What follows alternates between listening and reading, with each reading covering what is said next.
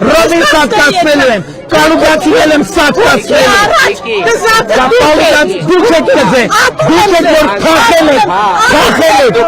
Ռոբը, մի րոպե, արի մի րոպե մի գնա, Ռոբը Սերջը և մյուսները, ովքեր Քաղաքացիական պայմանագրի քարոզարշավի ժամանակ Փաշինյանի եւ քաղաքացու միջև տեղի ունեցած վիճաբանությունից 2 ամիս անց Փաշինյանը կարելի է ասել հաշվեհարդար է տեսել իր ընդդիմախոսից։ Բժշկուհի Արփինե Սողոյանին ծանոթացել են աշխատանքից ազատման մասին։ Հիմնավորումը նա է, որ առողջապահության ապահովագրության հետ կապված պակասել է տարածքային պասակող կանանց թիվը եւ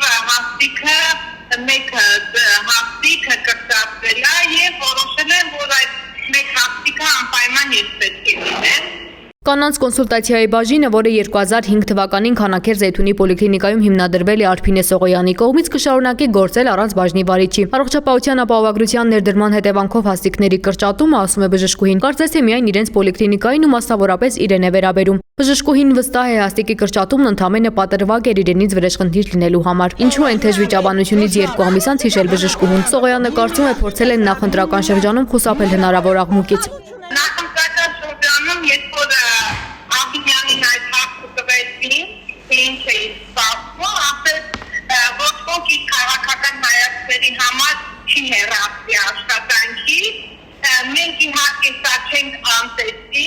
բայց այս պահին չի հեռացվի, թվում է ինքը սապստակ մեսիջը ուղարկեց,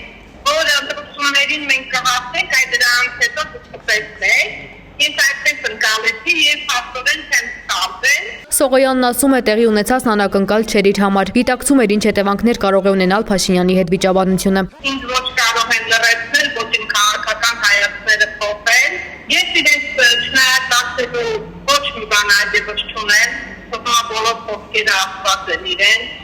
իրենք շատ լավ գիտեն ով են և ինչ են անում, ինչ են պրոտեստանից եզրի, առավել ևս ես իրենց հասցնելու ոչինչ չունեմ, ունեմ մեկ ակուրկալիք, մեկ պահանջ, ինչու չէ նաև պատրաստ եմ խնդրել, որ հեռանան, բավական է։ Ինչքան չարի գործեցին, այս երկրի ժողովրդի հանդեպ բավական է,